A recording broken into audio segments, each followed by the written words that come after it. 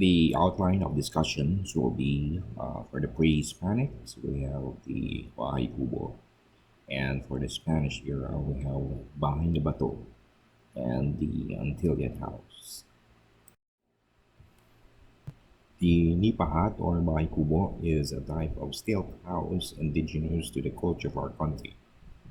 It is also known as payag or kamalig. It's it is often served as an icon to the Philippine culture. Its architectural principles give way to many of Filipino tradition houses and buildings that rose after the pre-colonial era. This includes the colonial era that we have, which represents the Bahay na Bato, which is a noble version of Bahay kubo with Spanish and some Chinese main architectural influences. It has become the dominant urban architecture in the past. And there is also a contemporary building such as the Coconut Palace, the Santo Niño Shrine, and the modernist cultural centers of the Philippines. The Nipa Hat were the native houses of the indigenous people of our country before the Spanish arrived. They were designed to endure the climate and environments of the Philippines. These structures were temporarily made from plant plant materials like bamboo.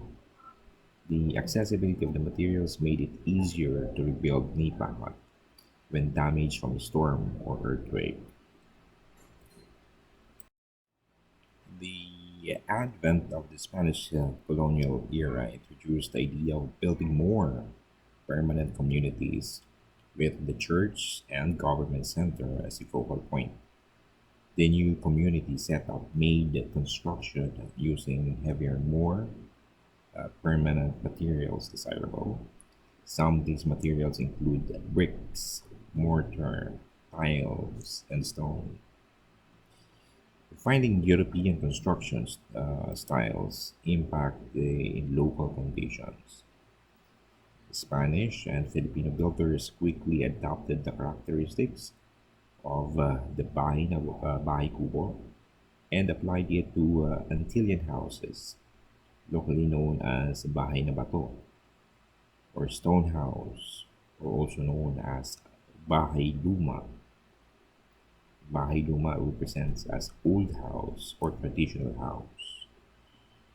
A Bahay Kubo is a cube-shaped house.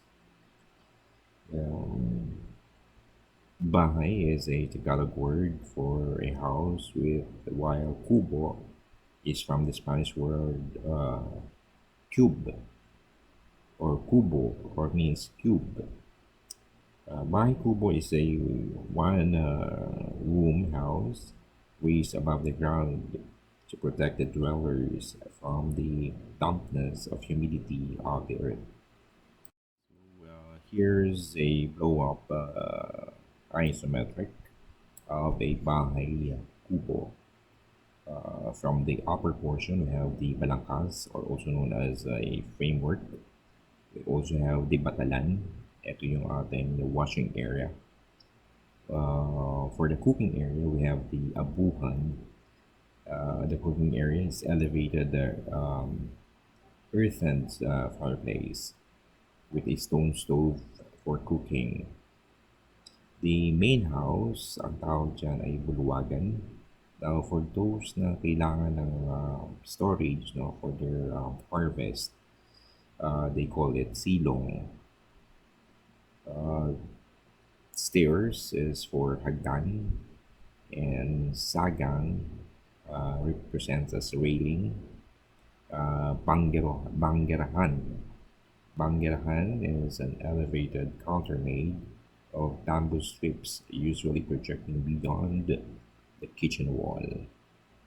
Then we also have, of course, the pasibe or lean-to roof. Pasibe is a single slope extensions of cave wall or a hip roof. Okay, Bahay Kubo has three distinct horizontal divisions. One is the stilt or post, the one-room upper living units, and the step roof.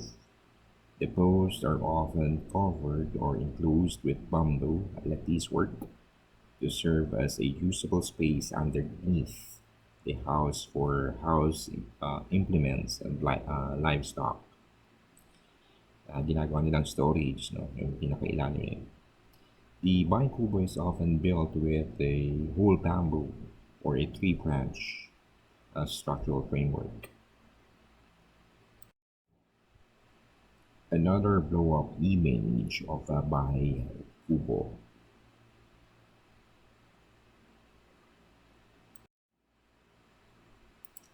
Bahay na Bato or Bahay na Duma is a noble version of Bahay kubo with Spanish and some Chinese influence.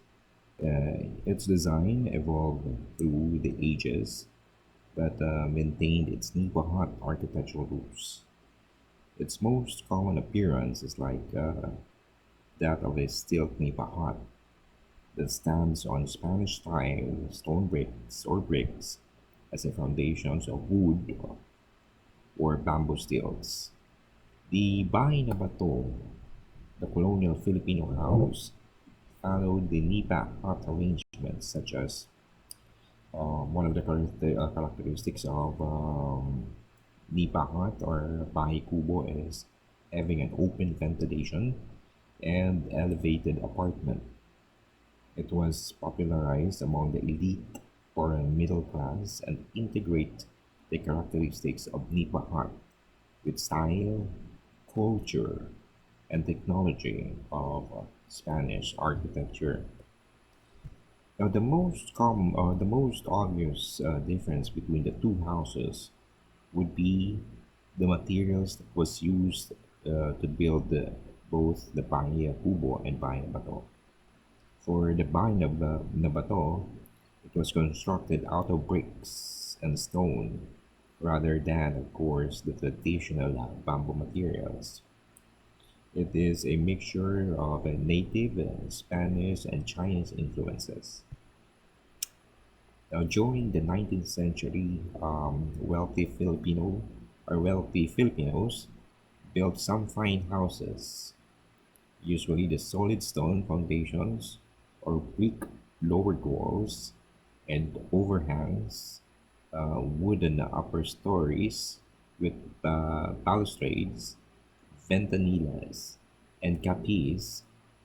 They also have the shelf sliding windows and a Chinese styled roof that have a great difference with the Bahay Kubo.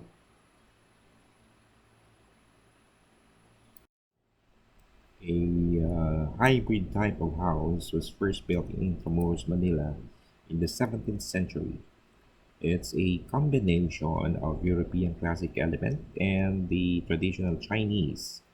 Now, to address the climate response element of a Bahay Kubo, the Bahay na Bato use a Bigtanang Kapis or the Kapis window, a double facade, wide eaves, and awning. They also use louvers and a floor-to-ceiling operable walls. The Bahay na Bato is also called the Filipino Ancestral House or Buhat na Kahoy or Bahay na Bato.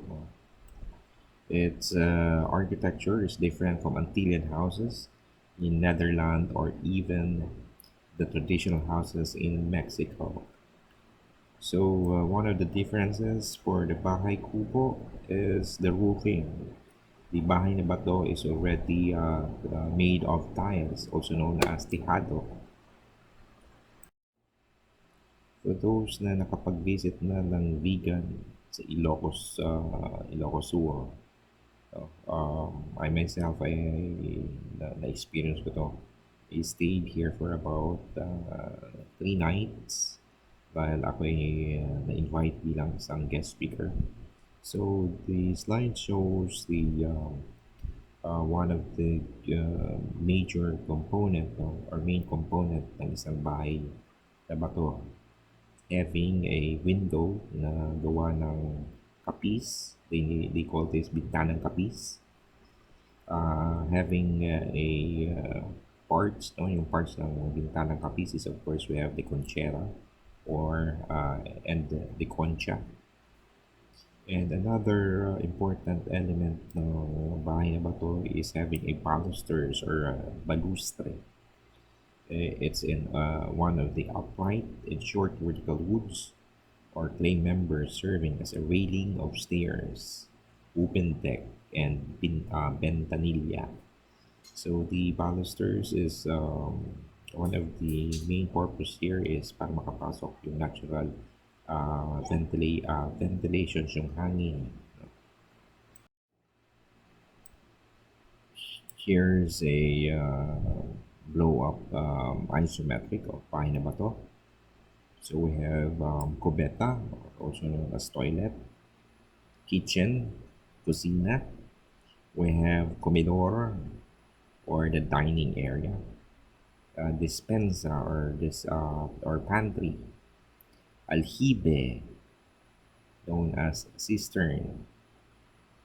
We also have the tindahan or store, the accessoria or accessories, the saguan or the entrance hall, yung kanilang pinagtataguan ng mga gamit, no? Storage, also known as bodega. Sala for the living room, cuarto or bedroom. We also have the kaida or an antesala, the mirador or mirador, and the azotea, a flat roof. Here's the interior of a bahay na bato.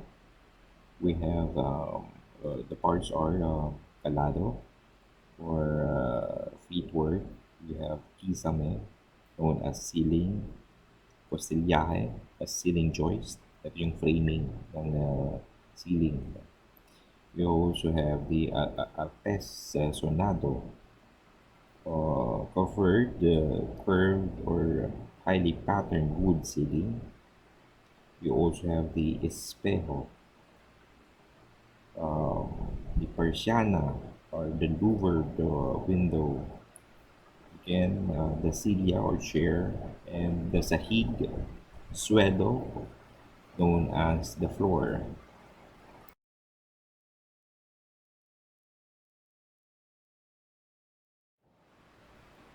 I will just run down photos of the characteristic of a vegan house. For the exterior walls, they used a mortar brick and stone at ground floor.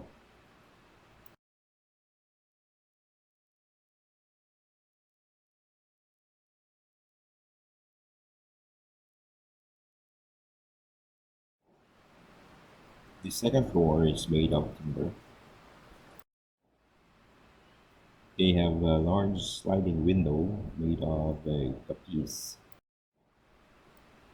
For the roofing of Bahay Bato, they use tile roof as materials.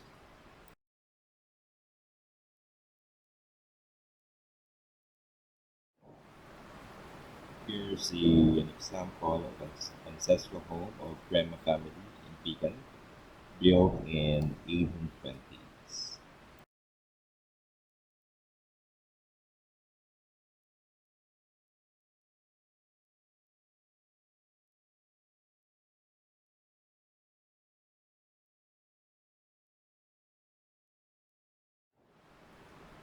Sharing to you elevations of Bahay na Bato with the more detailed parts.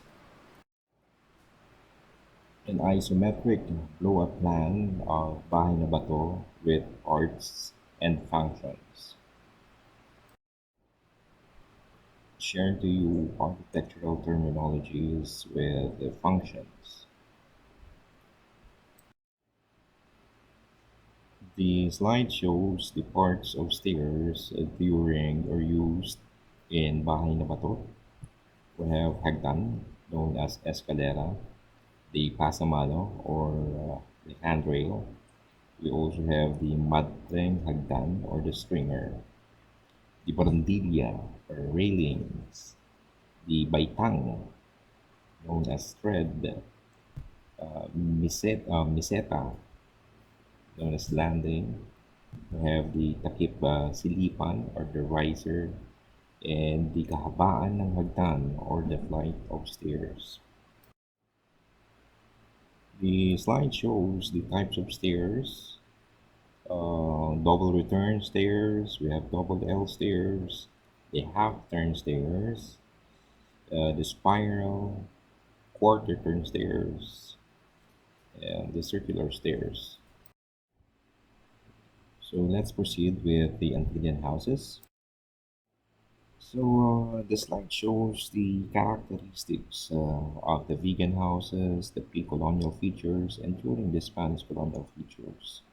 Wherein the vegan houses, the house looks sturdier and stronger in construction. It symbolizes frugality, solidarity, solidity, durability, and a no-nonsense practicality. Now, in the pre-colonial, it's more on the bahay kubo. Medyo madaling masira ng typhoons at masunog, fire.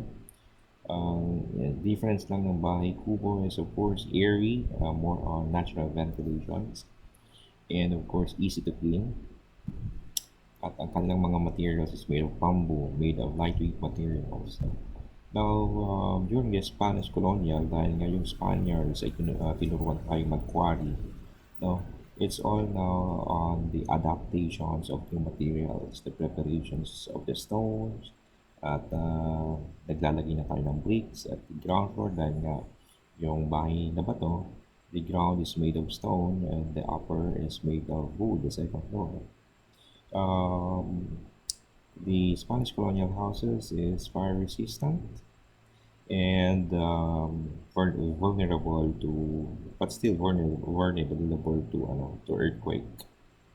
And the Antillean house resembles houses in the Antilles or the West Indies. Indies. It is an epitome of elegance and graceful living.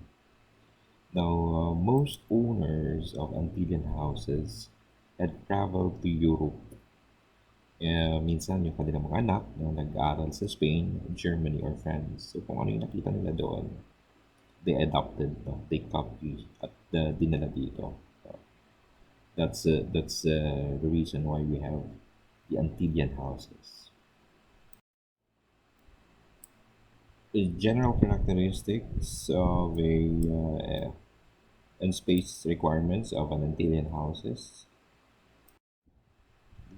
The Antillean houses have a patio or zaguan. This is an outdoor spaces for dining and recreation, usually paved with stones. They have sala or living room. The bigger the sala, the more ornate the furnishings, and the richer the owner of the house. Here's an example of bedroom of an Antillean house. They also have the prayer room and the dining area. Antillean houses have open porch or azotea, usually provided with ceramic balustrades. It bears much of the household. For the kitchen is bigger and has enough kitchen utensils and working spaces. Here's an example of Antillean house of the Sanson Montinola, founded in Iloilo City. Besides Colegio de San Jose, the Antillean house was built by Don Among Montinola. Another Antillean house, Casa Malikit, built in 1803, the former home of Philippines from Vice President Fernando Lopez. These also served as a bank during the early times. Then another one, the last one is Casa Manila. It's a museum built in 1850, imposing stones and wood structures, one of the grand houses in Barrio San Luis.